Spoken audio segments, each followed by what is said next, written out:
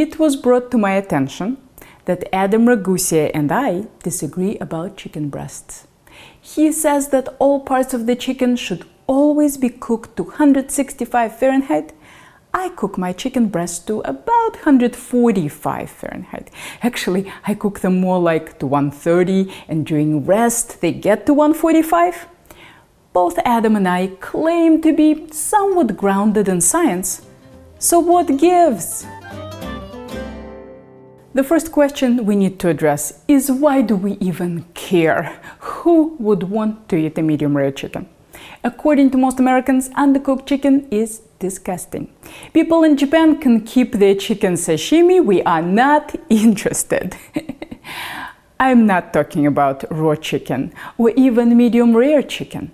At 140 Fahrenheit, chicken breasts look completely opaque and done. This is the temperature at which they are the most tender and juicy. I have served such chicken breasts to the most picky and conservative Americans and was told that this was the best chicken they've ever eaten in their life. Chicken legs are a completely different story.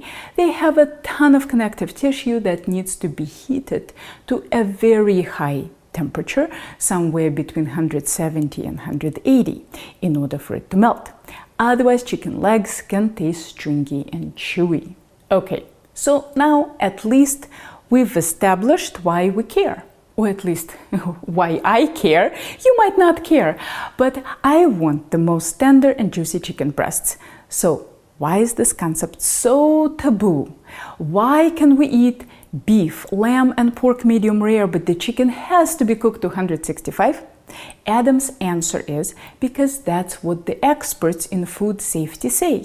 In Adam's video, Dr. Diaz-Gonzalez from the Center for Food Safety at the University of Georgia told Adam that chicken can have pathogens like salmonella inside the muscle, and beef, pork and lamb cannot. They can only have pathogens on the surface, and the surface will reach a safe temperature as long as you cook the outside.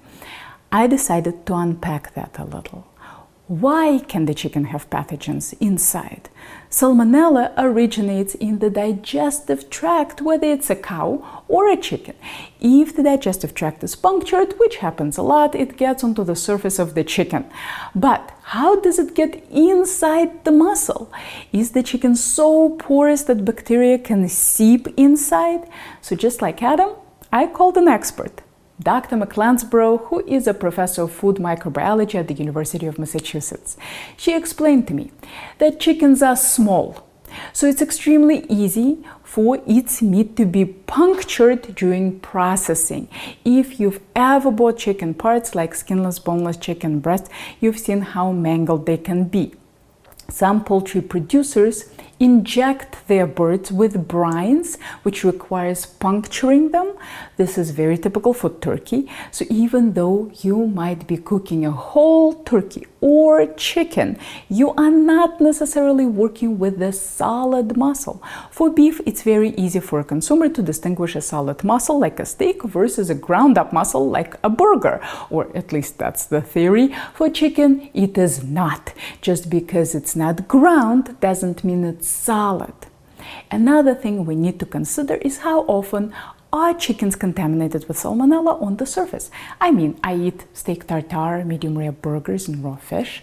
All of those expose me to the surface of raw meat. Is chicken surface much more risky than those other proteins? Turns out it is. Half of the store-bought chickens Dr. McLansborough tests in her lab have salmonella on the skin. So yeah, chicken sashimi is a huge risk.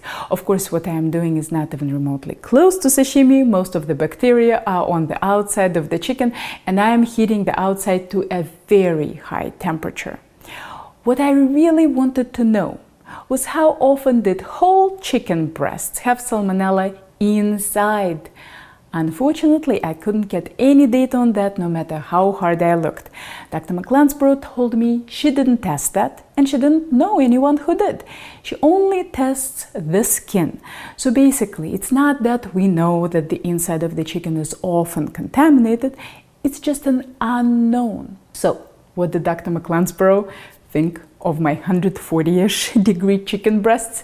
She said that if I cooked it sous vide, long enough for the center to reach 140 and then held it at that temperature for 20 minutes minimum, she would consider it completely safe. But if I just cooked it to 140, there is no way she can call it safe. She would not eat it, and she wouldn't recommend other people eat it either. But she felt the same way about medium rare duck breasts. Duck can have salmonella too, and poses the same exact risk as chicken.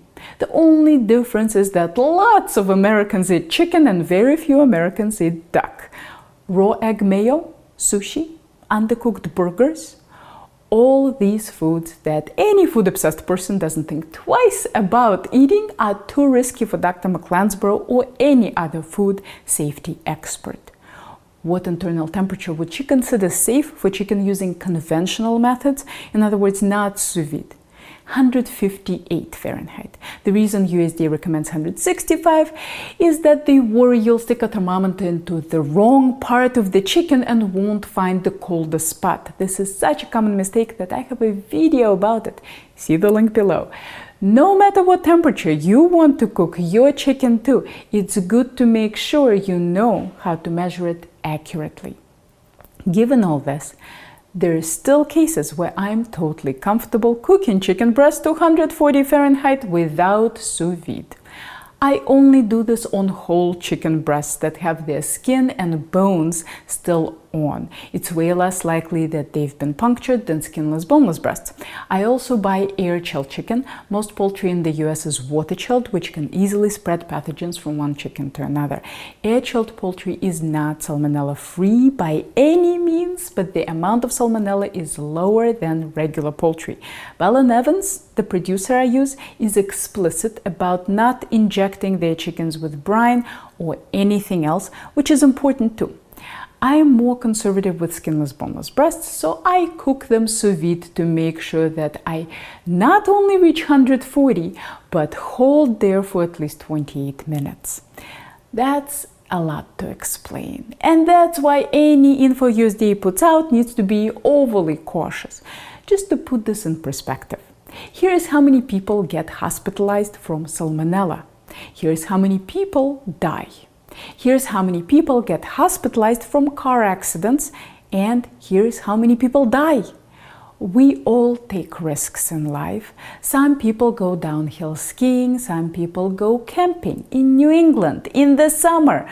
Do you have any idea how likely you are to get Lyme disease that way? Some people play sports.